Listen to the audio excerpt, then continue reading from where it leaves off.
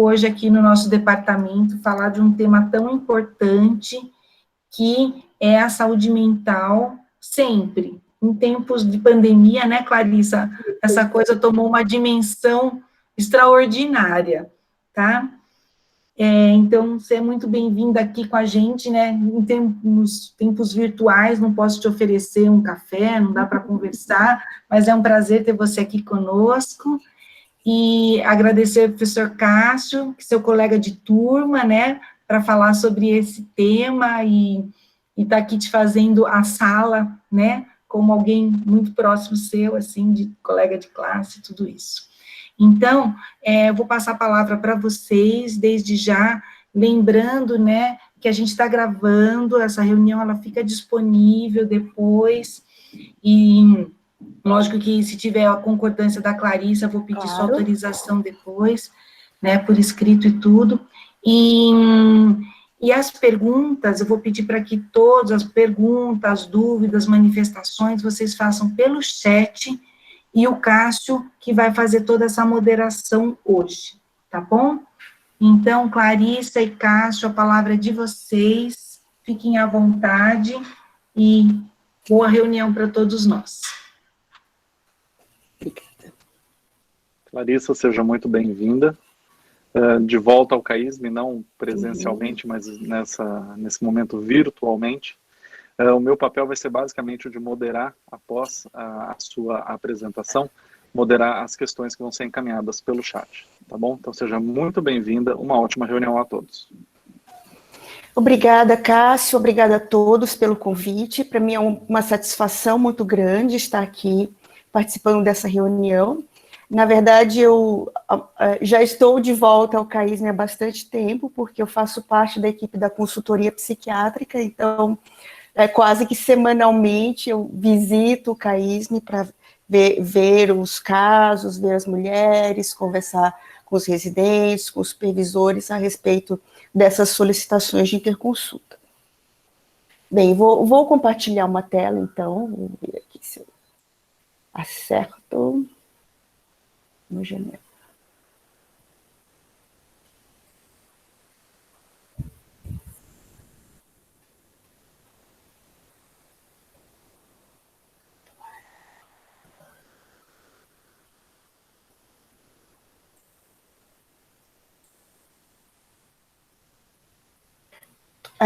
Vocês estão vendo a tela que eu estou compartilhando?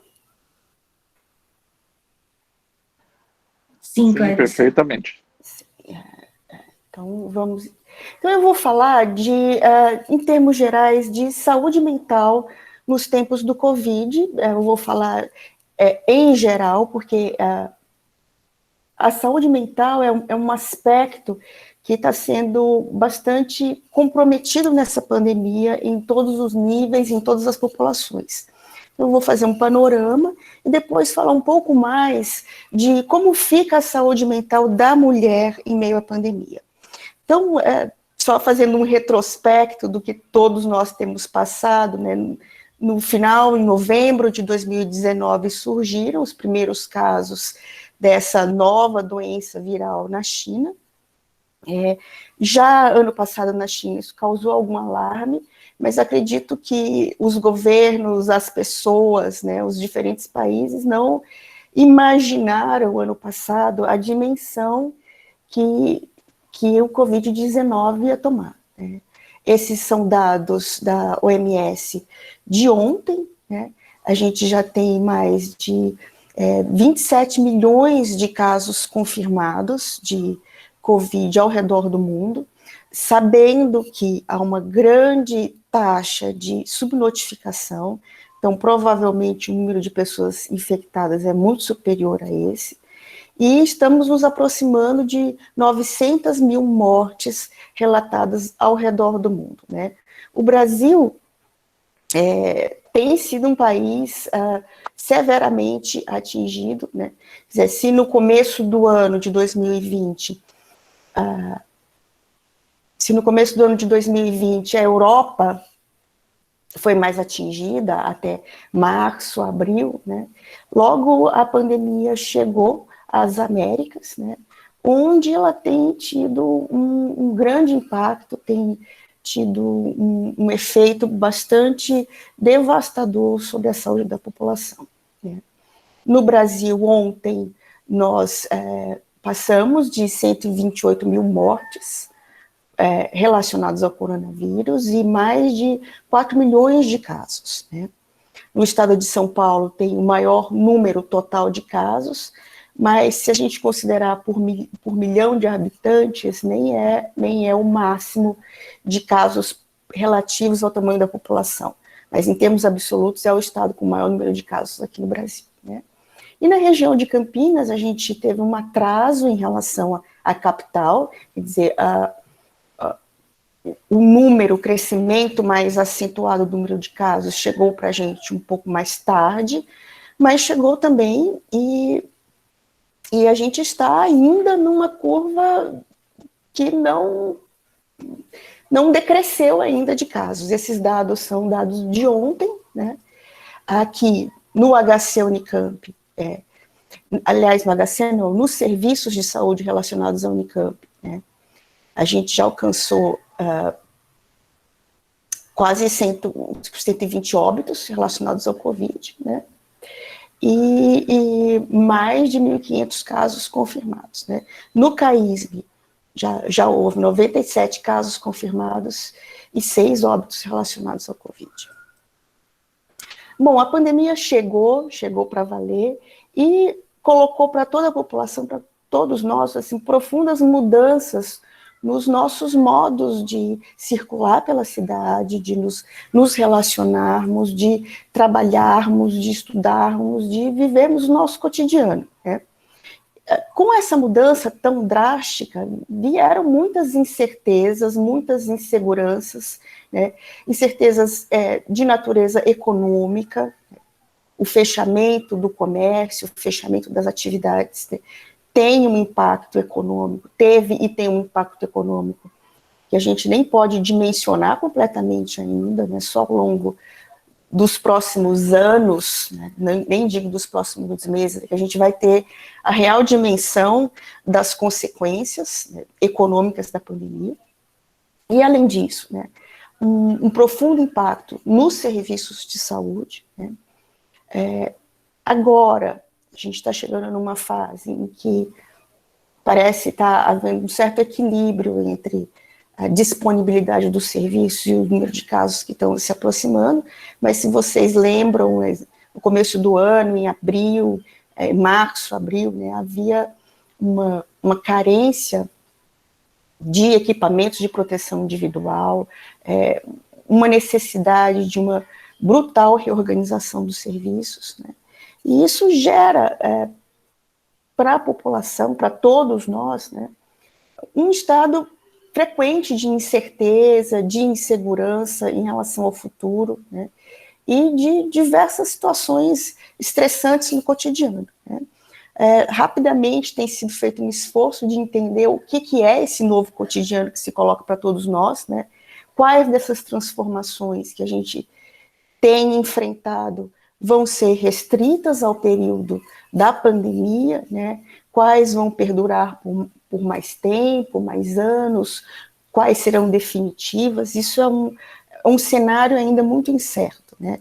Só essa incerteza já é um fator de risco para aumento de sintomas mentais na população em geral, né? Bom, junto com essa pandemia, né,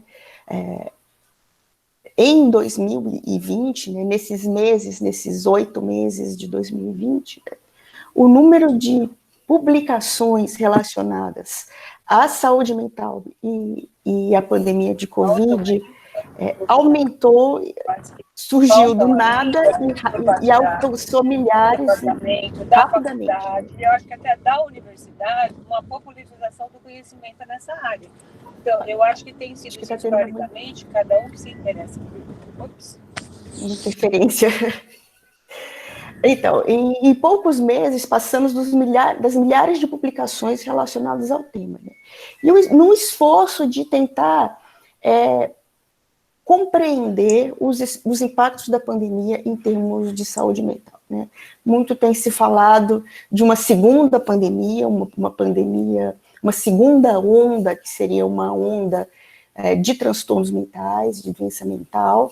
Isso é muito cedo para dizer ainda, mas certamente já é possível afirmar que a pandemia tem tido, sim, um impacto grande na população em geral, em termos de saúde mental. Esse é um trabalho que saiu muito recentemente e que envolve duas professoras da Unicamp, uma colaboração nacional com diversos centros de pesquisa, né, mostrando a grande relato, a grande prevalência de sentimentos de tristeza, de sentimentos de estar deprimido, de ansiedade, de insônia, de agravamento de insônia, né, numa grande porcentagem da população referindo esses sintomas. Quais são, nesse corpo de literatura que está se formando em torno da saúde mental, dos impactos da pandemia na saúde mental, quais são os sintomas, quais são os transtornos mentais mais frequentemente associados à pandemia? Sintomas ansiosos e sintomas depressivos, que já são as manifestações mentais. Eu nem estou falando em transtorno mental, eu estou falando em quadros subsindrômicos, né? Sintomas que não chegam a configurar um quadro completo de um transtorno ansioso ou de um episódio depressivo.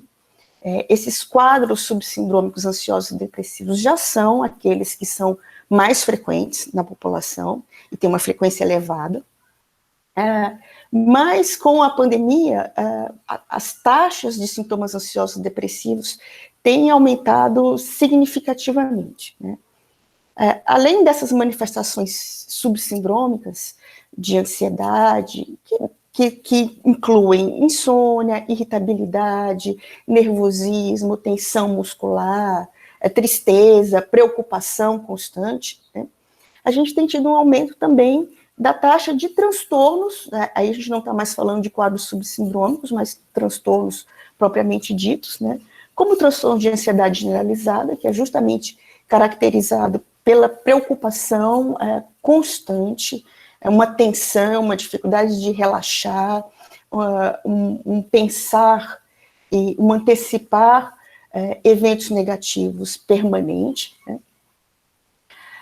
Com uma duração prolongada e com impacto em termos de funcionamento, né? A gente tem tido um aumento dos episódios depressivos e um aumento do transtorno de estresse pós-traumático, que é uma forma mais complicada e cronificada da reação aguda ao estresse e o transtorno do estresse agudo, né? Situações de estresse, fatores estressores, é o que não tem nos faltado nesses tempos de pandemia a todos, né? Mas existem grupos, né, que são particularmente vulneráveis aos impactos da pandemia em termos de saúde mental, né? Um desses grupos é o de crianças e adolescentes, né? As crianças e adolescentes têm vivido com a pandemia uma intensa mudança de rotina, né? Uma restrição ao ambiente doméstico, com vários efeitos deletérios. Primeiro, uma redução da socialização, que é muito importante nessa fase da vida, é sempre importante, mas particularmente na adolescência, o convívio com o grupo, a formação de vínculos sociais para além da família é uma etapa muito importante desse momento do desenvolvimento. E isso está profundamente prejudicado, as crianças estão restritas ao ambiente doméstico, muitas vezes em casas com pouco espaço, né, com uma verdadeira aglomeração doméstica, né, e todo o atrito que isso gera entre as pessoas que convivem naquele ambiente. Crianças e adolescentes estão enfrentando sérios prejuízos acadêmicos, né? O desafio de repente, passar a um modo de ensino à distância para o qual nem os professores, nem os alunos, nem os recursos materiais necessários para dar apoio a essa educação à distância estavam preparados, né? Imagine o grande contingente da população que tem muita dificuldade em acesso a internet, acesso a dispositivos eletrônicos que viabilizem minimamente uma educação à distância. Então, os prejuízos acadêmicos que crianças e adolescentes têm sofrido impactam negativamente a saúde mental desse grupo, né? O estresse parental e o aumento nas taxas de violência doméstica, né, coloca essas crianças numa situação de vulnerabilidade a abuso físico, abuso sexual, maus tratos, né? Um aumento no tempo de tela, que não há como não ter esse aumento no tempo de tela, numa proporção, assim, inimaginável até um tempo atrás, né? Se o tempo de tela já era uma preocupação com crianças e adolescentes dessa época em que a gente vive, agora essas crianças fazem toda a sua rotina escolar, ou teriam que fazer toda a sua rotina escolar em tela, e a gente não tem ainda como prever as consequências de longo prazo, de médio e longo prazo, de todas essas mudanças, de todos esses fatores estressores a que estão submetidas as crianças e adolescentes no meio da pandemia. Um outro grupo particularmente vulnerável são as pessoas com transtornos mentais pré-existentes, né? Essas pessoas, elas já têm, por conta da própria doença mental, uma maior vulnerabilidade às circunstâncias estressoras, né? A própria doença mental as deixa mais expostas e, ao mesmo tempo, mais vulneráveis às circunstâncias estressoras, e com a demanda de reorganização da circulação, a necessidade de distanciamento social e a necessidade de redirecionamento de recursos de saúde para o enfrentamento à pandemia, essas pessoas tiveram uma redução drástica na oferta e na possibilidade de busca de serviços de saúde mental. Nós, por exemplo, no serviço de psiquiatria do HC, nós do departamento de psiquiatria, só agora, no mês de setembro, estamos começando a retomar os serviços ambulatoriais com mais intensidade. Nós não chegamos a parar completamente em nenhum momento, mas durante vários meses, o que nós tínhamos a oferecer era o plantão no pronto-socorro de psiquiatria, e mesmo o acesso ao pronto-socorro ficou bastante restrito em alguns momentos, né? Momentos em que o pronto-socorro esteve realmente tomado pelo atendimento ao Covid, e que era muito difícil atender qualquer outra coisa, que não os casos relacionados ao Covid, né? Além desse atendimento, nós mantivemos a enfermaria de psiquiatria, mas com um número muito reduzido de leitos, porque a equipe de enfermagem, uma série de recursos tiveram que ser realocados para o enfrentamento à pandemia. Então, houve momentos em que o número de leitos na enfermaria de psiquiatria do HC, que já é um número pequeno, e ao mesmo tempo essencial para cobrir as necessidades de internação na região metropolitana de Campinas, esteve muito reduzido pela metade, né? E a gente manteve uma espécie de plantão ambulatorial de renovação de receitas, para tentar permitir que os pacientes, ao menos, mantivessem as medicações em uso, mas o atendimento propriamente dito ficou muito prejudicado. Isso no HC Unicamp, imaginem nos outros serviços de saúde mental. Então, a disponibilização dos serviços ficou muito prejudicada, e o acesso a esses serviços ficou muito prejudicado para as pessoas com transtornos mentais pré-existentes. Um outro grupo são os profissionais de saúde. Eu coloquei na linha de frente entre aspas, porque os impactos da pandemia nos profissionais de saúde não se restringem àqueles que cuidam mais diretamente dos pacientes com Covid. E, na verdade, houve um redirecionamento de recursos amplo. Então, as pessoas foram deslocadas dos seus trabalhos habituais, né? Foram realocadas em trabalhos aos quais elas muitas vezes não estavam familiarizadas, né? Então, o impacto nos profissionais de saúde como um todo foi muito grande, tem sido bastante estudado, né? As profissões relacionadas à saúde já são, independentemente da situação de pandemia, consideradas ocupações de risco para a saúde mental. A gente já tem uma taxa maior de sofrimento mental em médicos e em outras profissões relacionadas à saúde. E o impacto nessa população da pandemia foi imenso, né? Um trabalho, muitas vezes, exaustivo, uma sobrecarga de trabalho, né? Uma situação adversa de trabalho, com carência de recursos humanos, de carência de recursos materiais, né?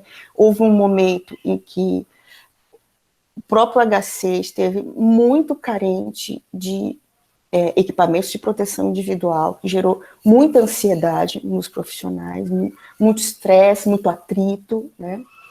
Essa realocação em ambientes assistenciais novos, o acúmulo com tarefas domiciliares, porque, quer dizer, um grande contingente dos profissionais de saúde são mulheres, né? E a gente tem que lembrar que boa parte dos profissionais de saúde diretamente expostos ao risco de contaminação por Covid no tratamento com os pacientes não são os médicos, mas sim a equipe de enfermagem, a equipe de fisioterapia, por exemplo, né, que são equipes majoritariamente femininas. Então, estas mulheres trabalhadoras de saúde mental ainda tiveram o acúmulo com as tarefas domiciliares, o temor de contrair e transmitir a doença, né, a preocupação com a possibilidade de contaminar os familiares, levando muitos desses profissionais a buscarem uma espécie de auto-isolamento.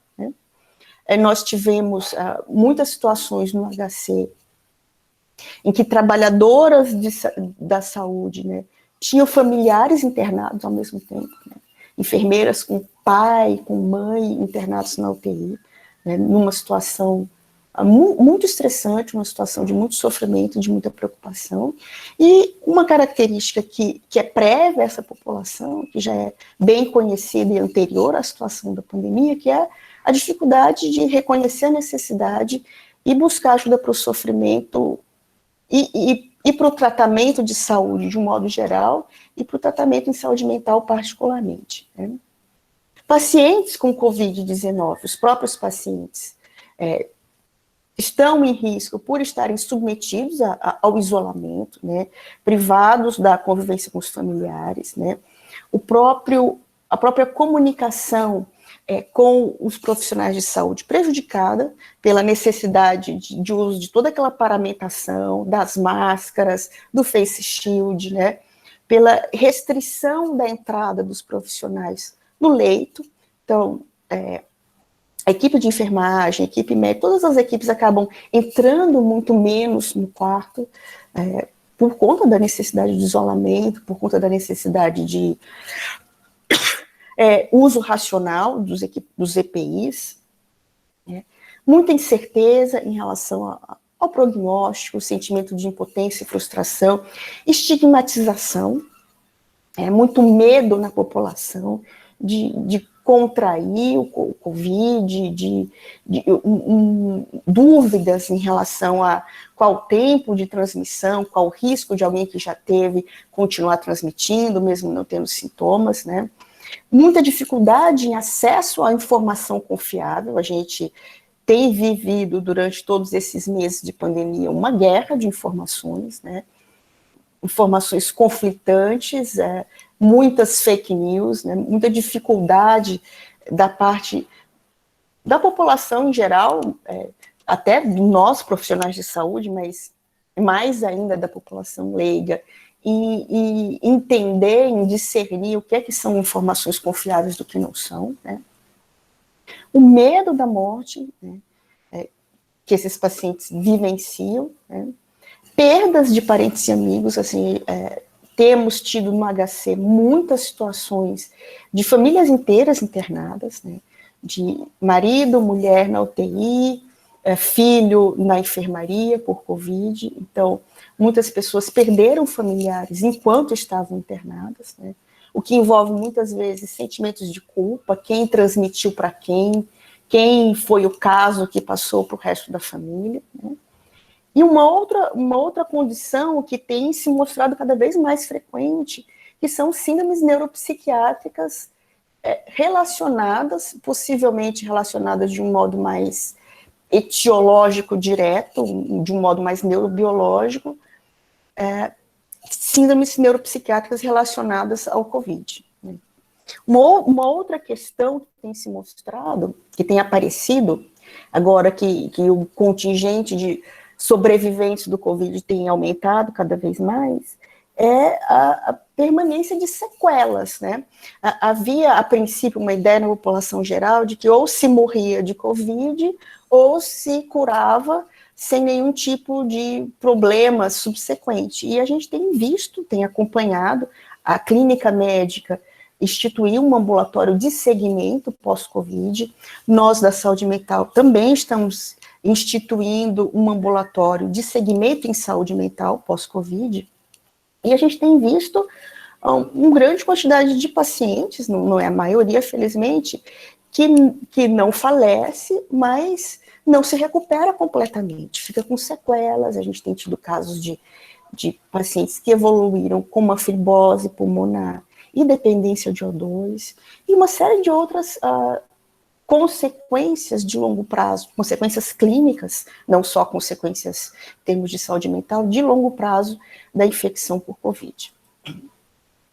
Pessoas enlutadas, pessoas que perderam familiares por Covid-19, também são um grupo que tem se mostrado particularmente vulnerável, né? Essas pessoas não têm a possibilidade de acompanhar o familiar, de acompanhá-lo durante a internação por Covid, né? Isso gera muito sofrimento, gera sentimentos de culpa por não ter podido estar lá ao lado do seu familiar durante o seu adoecimento, né? Dificulta a percepção por parte do familiar da gravidade da doença, né?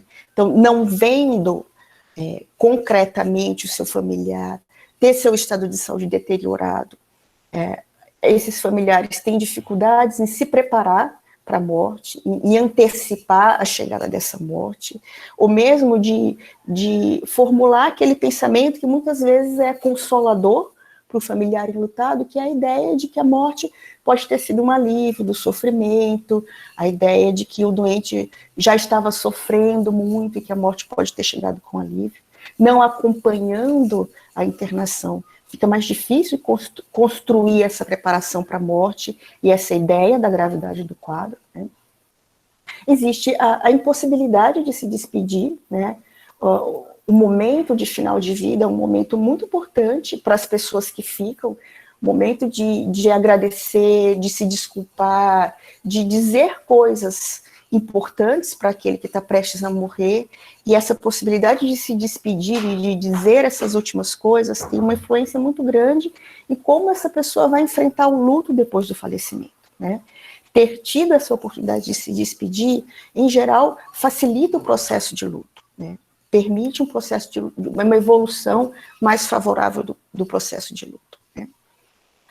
Um outro elemento que a pandemia trouxe como novidade, e uma novidade que é um desafio em termos de saúde mental, é a impossibilidade de realização dos ritos fúnebres tradicionais, né? Então, os pacientes que morrem com o diagnóstico de Covid têm que ter o seu caixão lacrado, né? As famílias não podem ter contato com o corpo do falecido, e esse contato com o corpo é um momento importante de elaboração da perda, é um momento importante de preparação para um luto que evolua de uma forma mais positiva, e isso não tem sido possível, né? As imagens, as notícias de corpos trocados, né, de corpos enterrados por engano, geram muita angústia, muita apreensão na parte dos familiares, muita incerteza. Então, não ver o corpo, não preparar o corpo, não velar o corpo, né? Tudo isso é vivido com sofrimento, e tudo isso é um obstáculo ao trabalho do luto, à realização de um luto não complicado, né? Além disso, as pessoas têm vivenciado múltiplas perdas, como eu disse, não tem sido infrequente que as pessoas percam vários familiares ao mesmo tempo.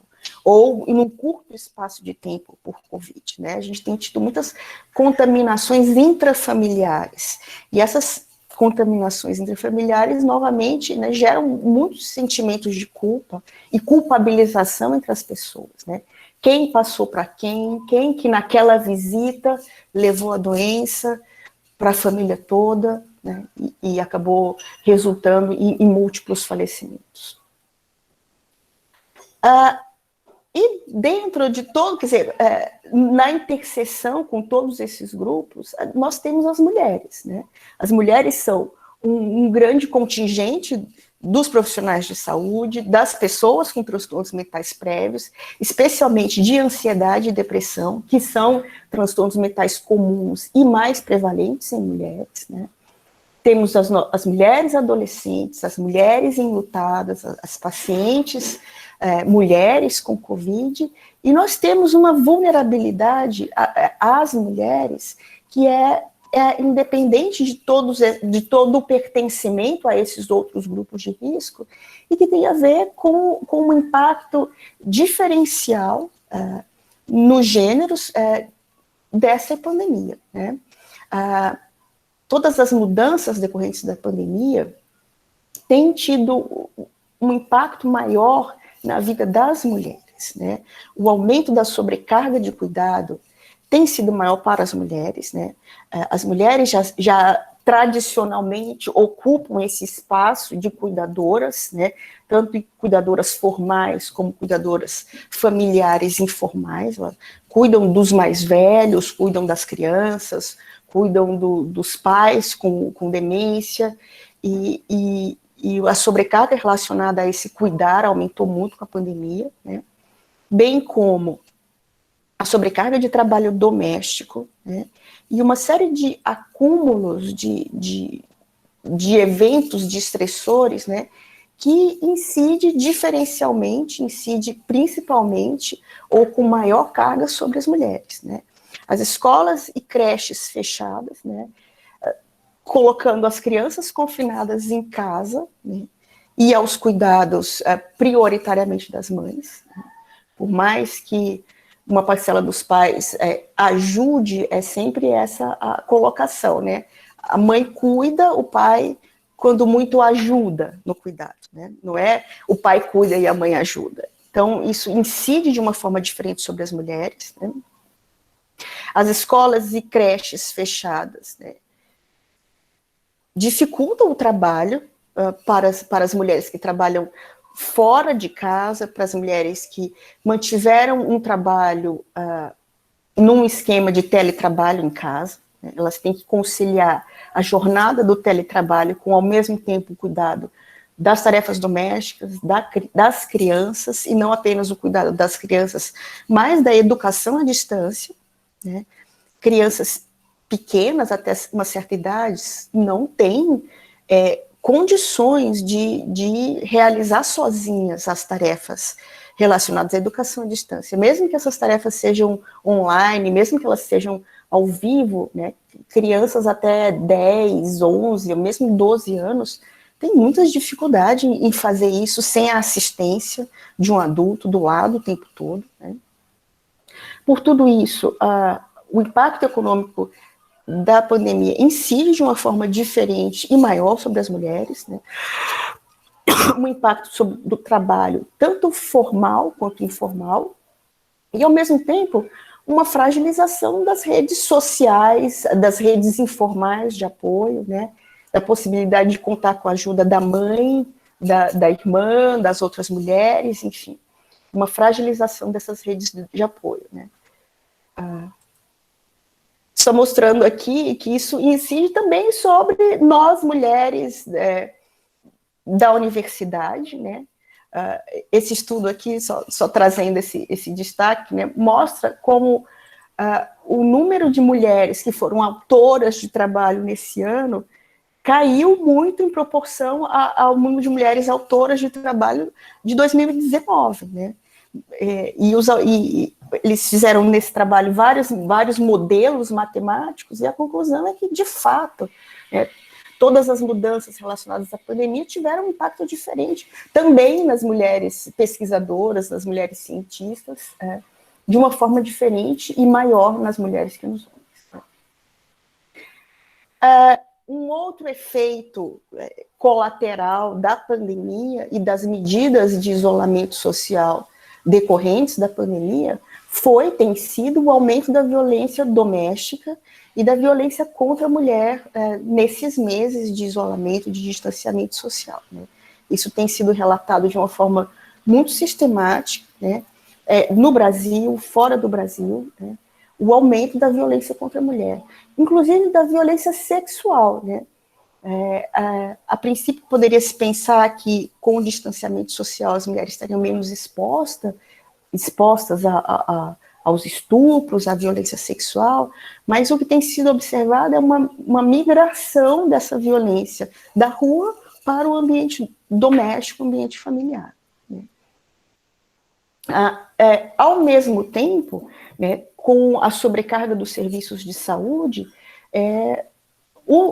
os serviços de apoio à mulher vítima de violência têm ficado, de certa forma, prejudicados, né? Tem tido uma dificuldade no acesso a esses serviços, que, junto com o aumento da taxa de violência, tem um efeito muito preocupante e um efeito que a gente ainda está por ver até onde vai, né?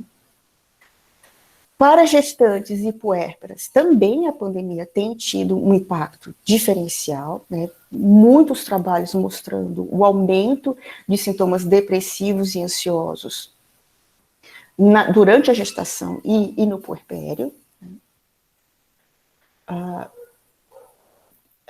A gestação e o puerpério já são momentos de risco aumentado de transtornos mentais para mulheres de um modo geral, já são um período de maior incidência de transtornos mentais na vida da mulher e de risco de intensificação e agravamento de transtornos mentais pré-existentes.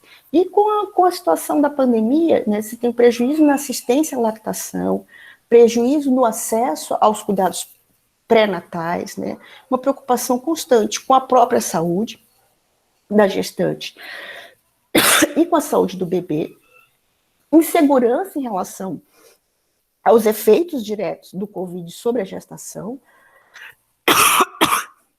Embora o Covid não tenha um efeito tão claro quanto outras infecções virais que tivemos no passado, ainda não é totalmente descartado, né, um efeito adverso da própria infecção por Covid no desfecho da gestação. Isso é uma fonte constante de preocupação, né?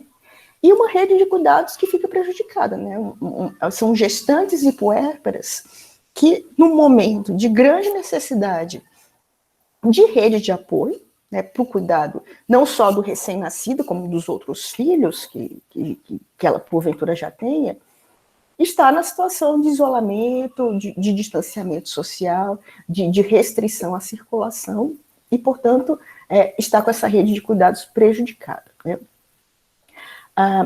Nesses estudos sobre saúde mental da gestante, em meio à pandemia, fatores de risco que emergem como fatores relevantes para maior ocorrência desses sintomas são alguns dos fatores que já são fatores de risco para ocorrência de problemas de saúde mental na gestante e na puérpera de um modo geral. Condições socioeconômicas adversas e ausência ou pouco apoio do parceiro, né?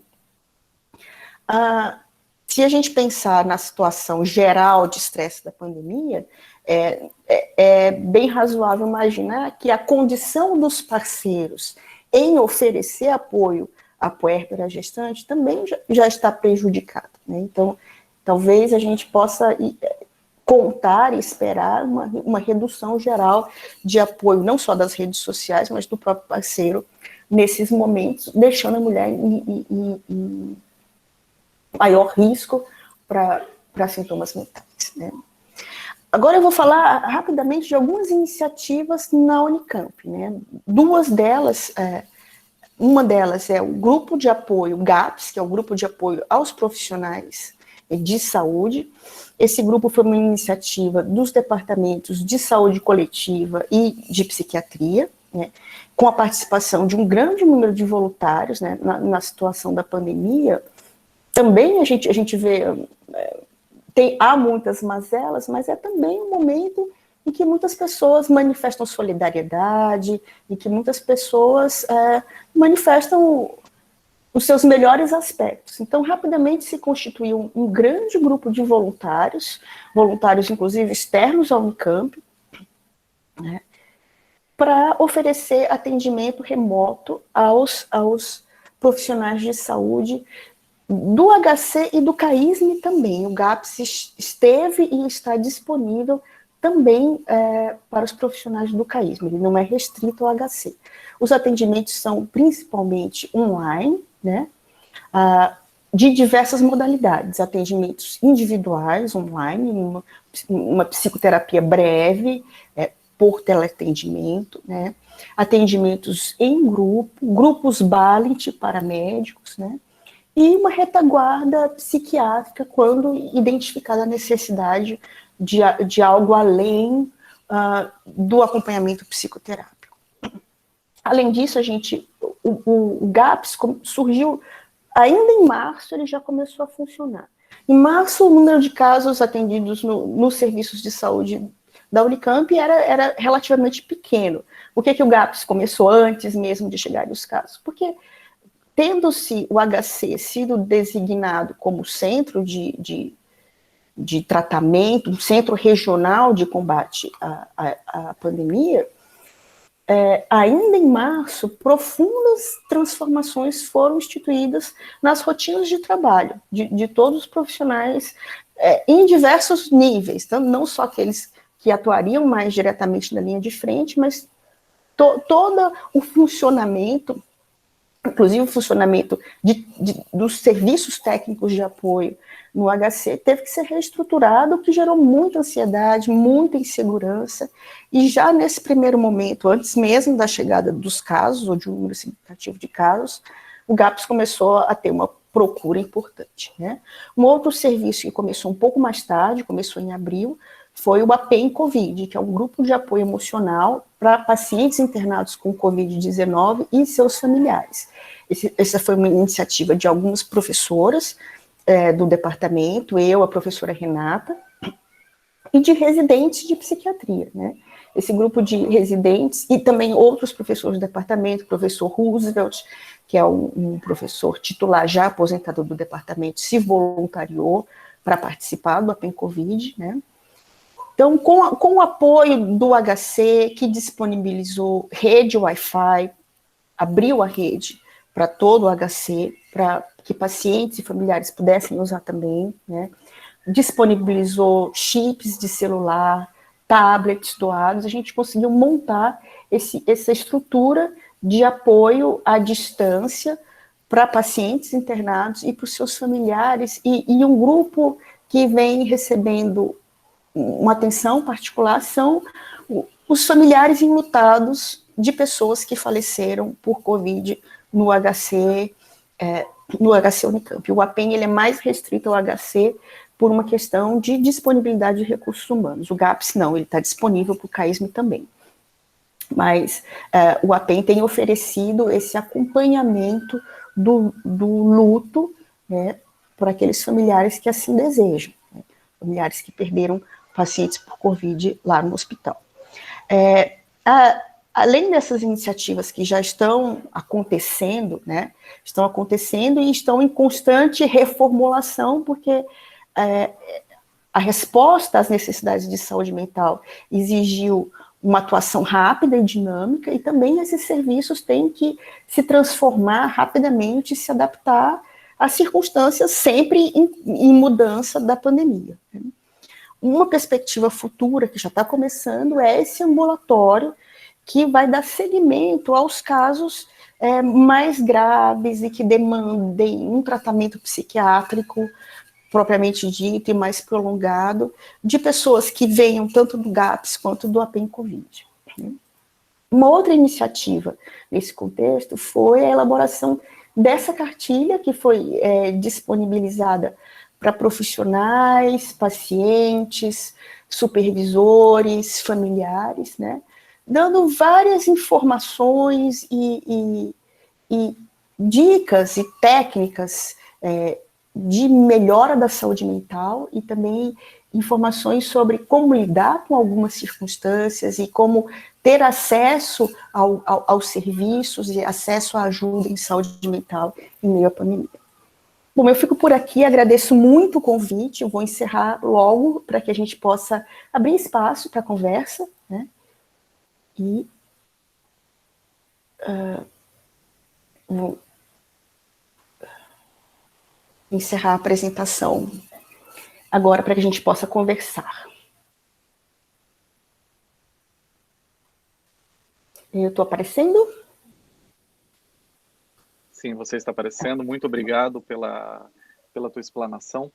E quero começar agradecendo de diversas formas. Primeiro, por você ter contextualizado a pandemia, tanto para o público interno quanto para o público externo do Hospital da Mulher. Isso foi muito interessante para as nossas servidoras, para a gente poder refletir também sobre o papel da pandemia em relação às nossas pacientes. Foi interessante notar também essas respostas imediatas que o Departamento de Psiquiatria propiciou para a comunidade interna da FCM, do Hospital de Clínicas, do CAISM. Está sendo, assim, é muito gratificante ver a disponibilidade de vocês, inclusive de professores aposentados, em estar compondo essa rede de apoio para todos nós durante esse tempo de pandemia. Queria te fazer uma pergunta com relação a até que ponto a gente pode considerar, ou a gente poderia comparar essa fase que a gente está vivendo de pandemia e do que vai acontecer pós-pandemia com alguma coisa do tipo pós-traumática, estresse pós-traumático? Será que a gente... Eu entendo que um evento é mais agudo, né, o estresse pós-traumático, a pandemia são fenômenos mais crônicos, mas até que ponto eles são comparáveis? Então, Cássio, a gente assim, já tem tido um aumento significativo de transtorno de estresse pós-traumático. Isso tem sido documentado, por enquanto, né, em termos de literatura, mais consistentemente, entre profissionais de saúde, né, pelo mundo afora, né, assim, é claro que praticamente cada cidade teve um contexto particular de enfrentamento da pandemia, né? Mas em muitos ambientes a situação foi tão dramática, né? Com pessoas, como por exemplo, profissionais que não faziam parte da rotina de uma UTI, por exemplo, e que não estavam habituados a perder pacientes, né? Nem todas as especialidades têm na sua rotina o falecimento de pacientes, né? E que de repente perdiam 6, 7, 8 pacientes num dia, né? A gente teve relatos, assim, não no HC, felizmente, mas em outros contextos, e tem chegado a nós relatos de vivências desse tipo, né? E, ao mesmo tempo, né, essa exposição maciça ao sofrimento, à morte, ao medo, né? Toda aquela parafernália de paramentação, e agora a gente está se acostumando mais com isso, a gente já está avançando nos meses da pandemia, a gente já está, mas imediatamente tudo aquilo, né, era apavorante, né, era uma novidade terrível. E a perda de colegas, né, a gente, assim, tudo isso junto tem resultado numa alta incidência de transtornos de estresse pós-traumático documentada já entre profissionais de saúde, né? Tá enfrentando a morte dos pacientes, tá enfrentando escolhas difíceis, como, por exemplo, a quem destinar um respirador, né? Escolhas de vida ou morte, uma taxa de falecimentos que não existia até então, um risco para si próprio, para sua própria saúde, e a perda de colegas, tudo isso junto, tem sido um trauma, né? O que caracteriza o trauma é um evento que interrompe abruptamente, de uma forma que demanda e que ultrapassa a capacidade de adaptação da pessoa, num momento muito rápido, né? Então, principalmente o início da pandemia, teve sim um efeito traumático, né? A internação, uma outra população em que tem se documentado um aumento de transtorno de estresse pós-traumático entre sobreviventes do Covid que estiveram em UTI. Essas pessoas têm tido, a internação na UTI tem aparecido como um evento desencadeador de transtorno de estresse pós-traumático para muitos desses sobreviventes do Covid, que passaram por internação da UTI. Então, a gente tem tido um claro aumento no transtorno de estresse pós-traumático. Mas lembrando sempre que essa é uma forma mais grave, que antes disso a gente tem um aumento generalizado e muito mais amplo de outras condições ansiosas e depressivas mais leves. Né? Também, sim, perfeitamente. A Fernanda até comparou aqui, colocou no chat, que é uma situação como uma de guerra, realmente. Nós não temos essa, não vou dizer cultura, porque não dá para a gente encarar a guerra como uma cultura, mas a gente não tem, pelo menos não no nosso entorno tão próximo, essa vivência de uma guerra civil, como a gente vê relatado em algumas periferias do nosso país, como a gente vê relatado no centro de algumas grandes cidades do nosso país, ou da violência, é uma violência contra o nosso cotidiano, né, isso que está acontecendo, é uma violência contra a nossa rotina. Foi uma ruptura muito abrupta com o modo de vida antes do Covid e depois do Covid. A doutora Fernanda ela ainda coloca, Clarissa, onde nós deveríamos concentrar os nossos esforços como profissionais da saúde para conseguir cuidar da população? Então, primeiro, assim, há uma necessidade de reconhecimento e de atenção a essa necessidade, né? Eu apresentei 2 iniciativas, mas a gente sente a carência, nós no departamento, não só no departamento, mas em outros departamentos de saúde mental, a necessidade de iniciativas que visem a cobertura daqueles grupos vulneráveis, né? Lá no departamento, o APEM e o GAPS tem como alvo 2 desses grupos, os profissionais de saúde, familiares e pacientes por Covid, mas a gente não conseguiu ainda estruturar nada específico para mulheres, por exemplo, né? Que é algo que é um desafio que a gente tem pela frente, né? Talvez agora que as coisas estão começando a melhorar no HC, que a demanda está começando a cair, para o APEM, por exemplo, ou mesmo para o GAPS, a gente possa pensar nessas outras frentes que vão ser necessárias também. Mas mesmo antes disso, o reconhecimento é um passo muito importante, né? Estar atento à ocorrência já é um facilitador no encaminhamento da busca por ajuda, né? A consultoria psiquiátrica, a interconsulta, foi um serviço que não parou e não diminuiu durante toda a pandemia. Nós nos reorganizamos, até agora, setembro, o serviço estava centrado nos próprios professores, eram os professores que estavam fazendo, os residentes estavam afastados por uma necessidade de restrição da circulação. Agora, em setembro, os residentes estão começando a voltar, mas a consultoria não parou, e a gente está retomando o ambulatório também, a gente está à disposição do CAISM, como sempre teve, e o reconhecimento é um primeiro passo. Um outro serviço que não parou foi aquele ambulatório de saúde mental na gestação, que acontece na terça-feira de manhã.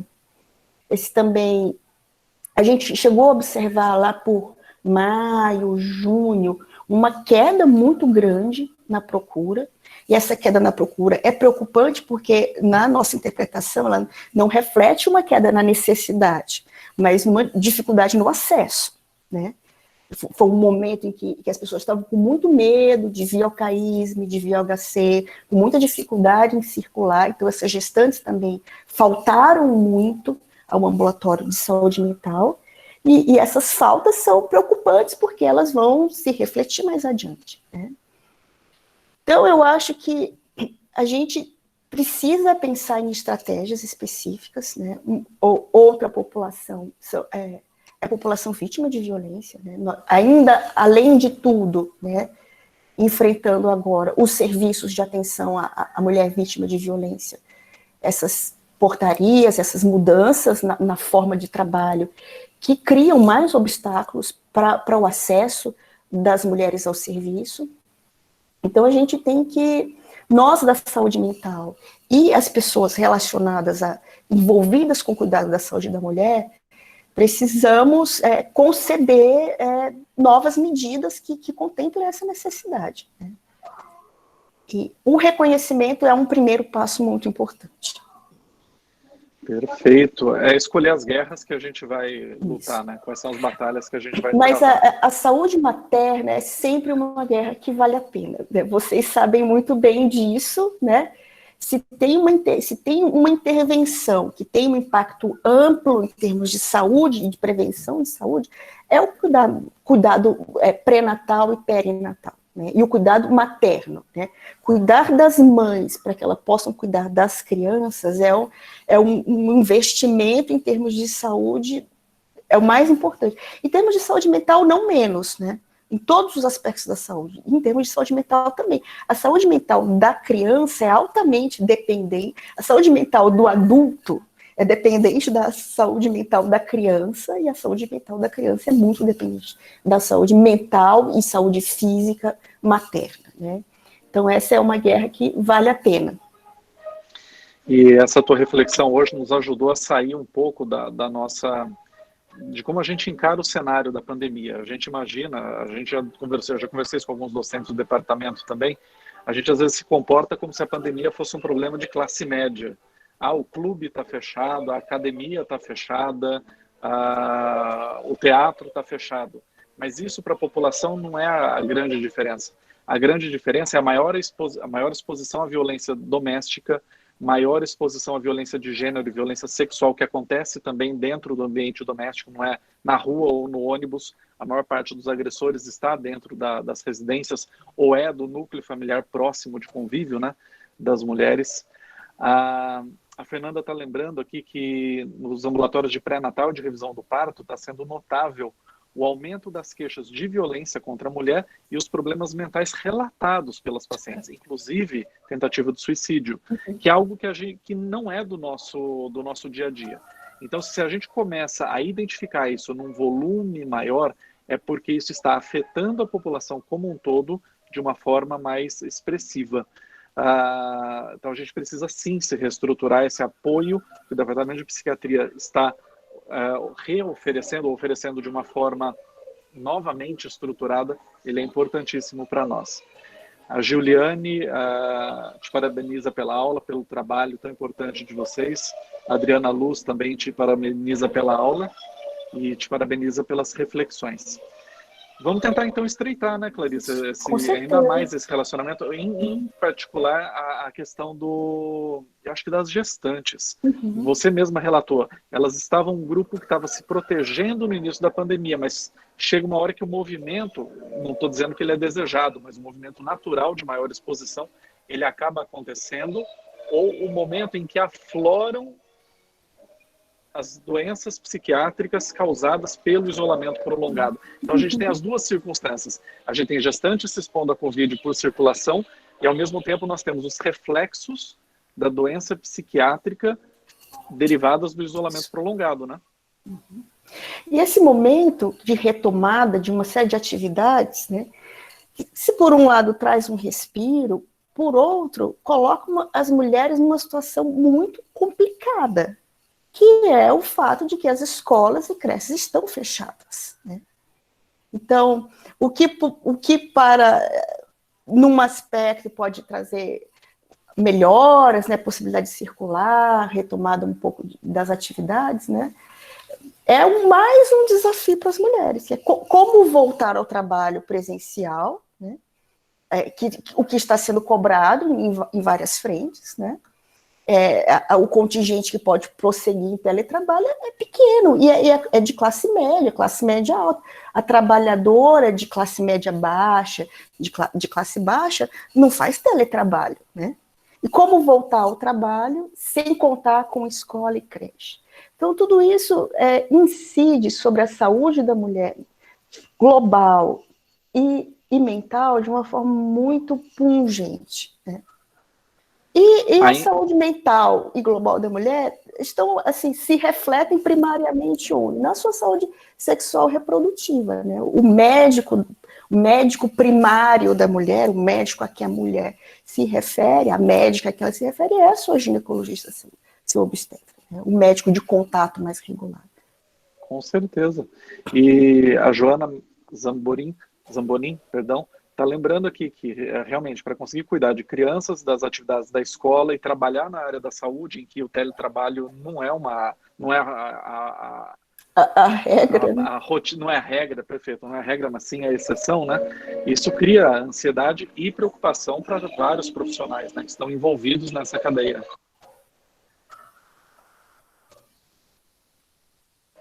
Mais um comentário aqui, as pessoas, o Rodolfo colocou que a prevalência de ideação suicida entre as gestantes já é da ordem de 10%. E isso pode ter piorado muito agora nesse contexto da pandemia, né? Certamente, né? Perfeito. Temos mais questões? Me parece que não. Fernanda, tudo certo por aí? Estamos com tudo certo. 11h36.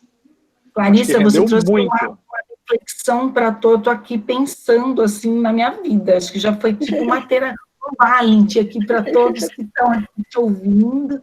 Trouxe uma reflexão enorme.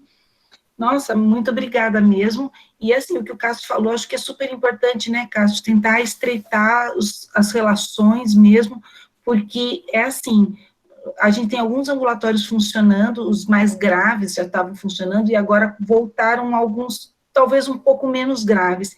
E nesses ambulatórios, inclusive eu estou indo aí agora, daqui a pouquinho, para um deles, é nítido. A semana passada eu precisei recorrer à psiquiatria por causa de um caso que estava sendo atendido lá. Então, é nítido, e talvez pelo fato delas estarem subindo sem os acompanhantes para as consultas, elas fiquem mais à vontade para falar das questões de violência. Então, realmente a gente vai ter que ter os ouvidos e os olhos muito atentos, mas a gente vai ter que ter mãos também para tentar fazer algumas ações mais efetivas com relação à saúde das mulheres nesse período. E aí a gente precisa muito de vocês mesmo. Já estou com todos os seus contatos e realmente estreitar isso. Tá? Excelente toda a sua colocação, agradeço a presença de todos, tenho certeza que todo mundo se beneficiou muito com a sua aula, em termos de conhecimento e em termos de autoconhecimento também. Tá certo? Quer fazer um fechamento? Só agradecer e dizer que nem tudo é ruim na pandemia, né? Apesar de tudo. Então, assim, houve nesse processo de criar esses dois serviços, assim, o aprendizado de novas formas de trabalhar, né? Formas que são produtivas, que são interessantes, que aumentam o acesso, né? Eu acho que o teleatendimento é algo que vai ficar em alguma medida, né? Nós, por exemplo, a necessidade de acompanhamento para os enlutados foi algo que a gente se deu conta, agora, que não é algo que se restringe à pandemia, mas que a gente descobriu agora, no meio da pandemia, né? E nós, da consultoria, tivemos o acréscimo de mais uma professora no grupo, né? Então, com isso, a gente espera ampliar o alcance do que a gente pode fazer, das parcerias que a gente pode fazer também, né? A gente também, nós todos, né? Todos nós também temos aprendido com a pandemia algumas coisas, e a gente pode sair dela com coisas positivas para construir essas novas formas de cuidado e fazer frente a essas necessidades que estão surgindo. Tá certo, muito obrigada mesmo, muito obrigada de coração. Então, a gente está terminando nossa reunião agora, a gente sempre coloca a próxima, sabe? A próxima reunião, então convido já vocês para a semana que vem, a gente vai ter as nossas professoras aqui da Gineco, a Adriana, a Márcia, acho que ela vai colocar o slide aí, mas se não der tempo, mas a gente vai ter a Adriana, a Lúcia e a Ana falando sobre saúde vaginal. Ela está colocando aqui, na pós-menopausa, desculpa, saúde vaginal na pós-menopausa, que é um tema bem ginecológico, mas também importante para a gente estar abordando aqui, e eu espero vocês aqui a semana que vem. Clarissa, de coração, muito obrigada pela sua excelente apresentação e a reflexão que você nos trouxe, viu? Um grande abraço. Obrigada. Cássio, muito obrigada por toda essa coordenação. Obrigada. Um abraço. Obrigado a todos. Obrigado, Clarissa. Bom revelar. Boa tarde. Tchau, tchau. Boa tarde. Tchau, boa tarde.